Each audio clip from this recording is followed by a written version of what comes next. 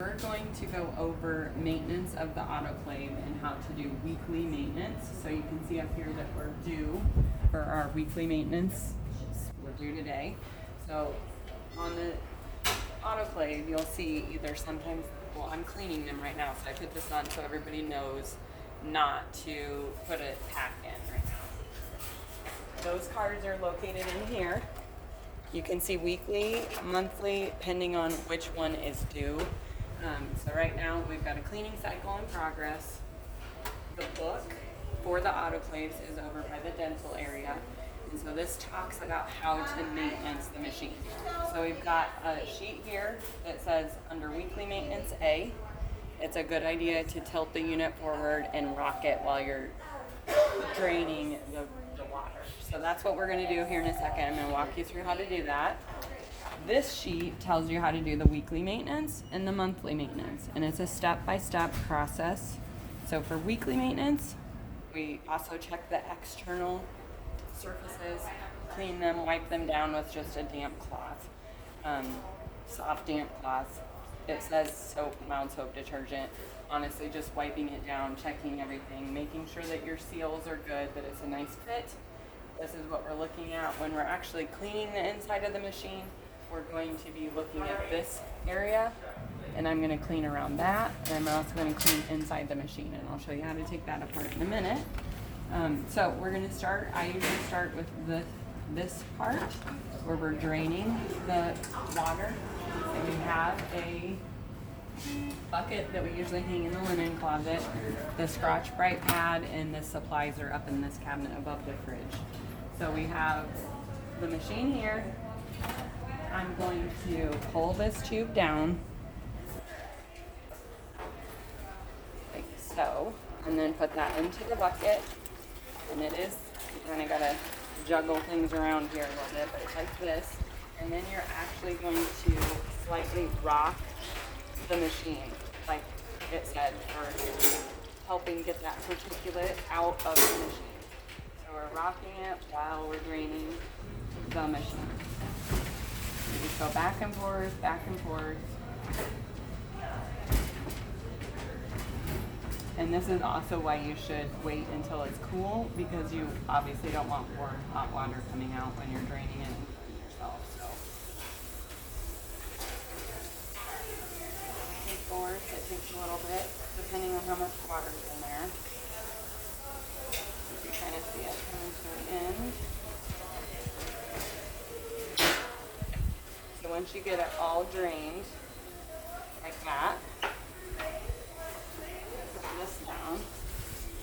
You can put your tube back up here in the holder. Now to this water, I'm actually going to add a splash of what we call the speed clean. So we don't honestly have an exact measurement of what exactly you have to put in there. So just a splash, basically, to your water, so that you can have that to break up the debris when we wipe out the machine. And then I've got my Scotch Brite pad here. This is what we're going to use to clean it. That's going in there, so we can take our trays out. This part needs to kind of get pried up by a screwdriver. Kind of helps you get that out.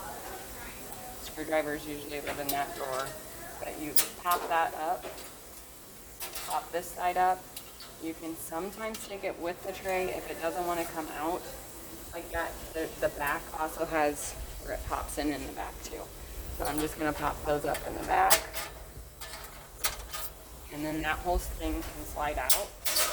And now it's got the tray. It actually sticks back in the back again. So we've got that whole tray out. I can just set up here too. Whatever you think.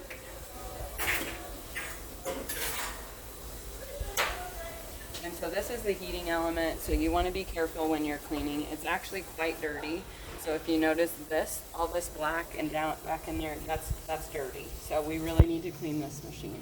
So I'm staying away from the heating element though, because we don't want to hit anything here. There's actually two filters, one there on the bottom, and it's pretty dirty. one back here in the back, and these I actually take out and I put, and you can see, so that's what it looks like already. So those I throw in there to soak while I'm cleaning the machine up.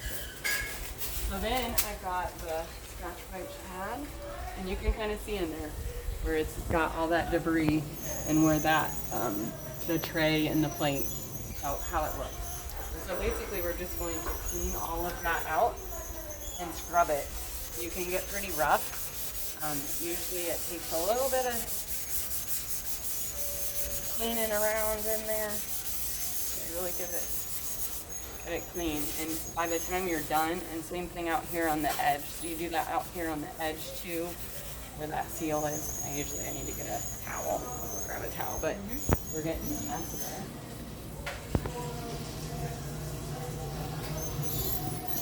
So we just want to keep this dry there.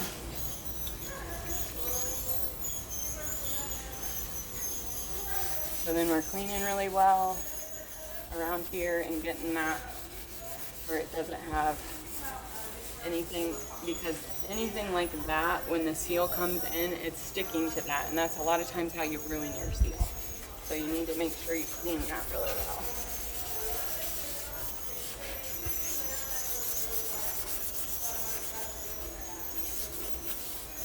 When you get that part done, you can just kind of wipe it back down with your cloth.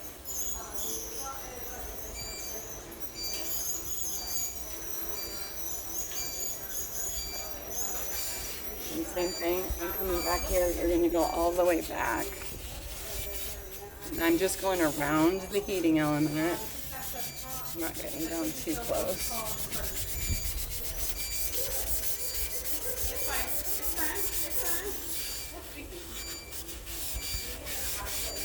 So you can, I'll clean this one side and then you can kind of tell the difference. So you can tell the difference between the two already. Like you get down to where, I'll wipe it with this too so you can kind of see. So you notice the difference between the left and the right? It makes a big difference. The right side right here at the back, it's really obvious. If this side's clean, that side's dirty. So it's going to take me a little while here to scrub all this down. I'm going to pause and then I'll show you how to put it back together in just a little while. Yep. Alright, so we've got the machine all cleaned out. You can see it looks a lot better, a lot cleaner back in there.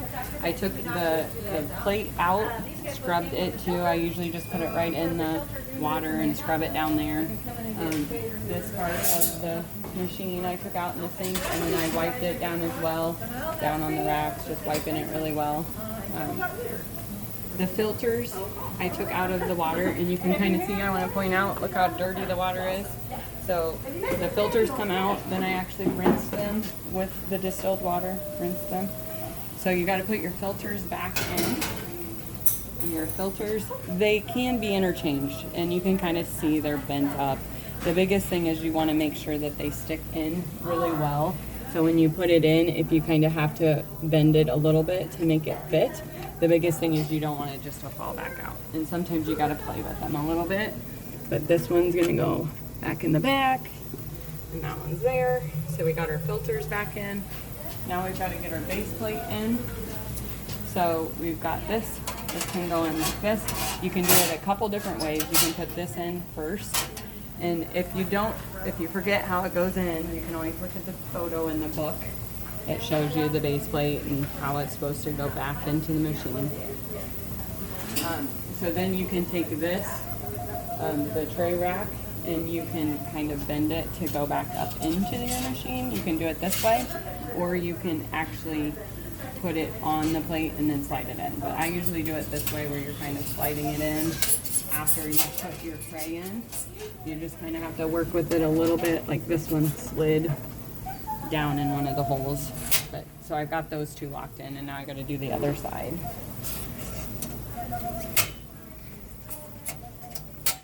Just like that. So that's all back in. Looks good. We've got our filters clean. Everything looks good. If your trays are really dirty, this one is kind of dirty. You can, if it'll fit, you can put it in the bucket and wipe it down too and clean it just like we did the whole machine. Basically, you're just scrubbing that and it really cleans them up, makes them nice and shiny. So you can see the difference there between what we got going on up here at the top. So we'll do that later. So we'll clean the plates too. The biggest thing right now is that then we need to, don't forget, fill your distilled water back up. So we're going to fill the machine back up with the water through here until you're back in the green. And then we're going to update the pink sheet up here, and it should be 7 days from today. So I'll just update that, and it's based off of which autoclave we're on, which we're on number 1. So this will say 7/27 is the next date that it's due. We also need to update the book, which is based off of what autoclave number you're working on too. So right now we're on autoclave 1. This is strictly for repairs, so you gotta flip the page. Autoclave maintenance. So looks like it hasn't been done since the 13th. Today's the 20th, so 7 days later. So we're just gonna write 7/20/22. I'll put my initials and put weekly maintenance. If it was monthly, we'd put that, or if we do spore testing, you just write whatever you're doing over here on this side.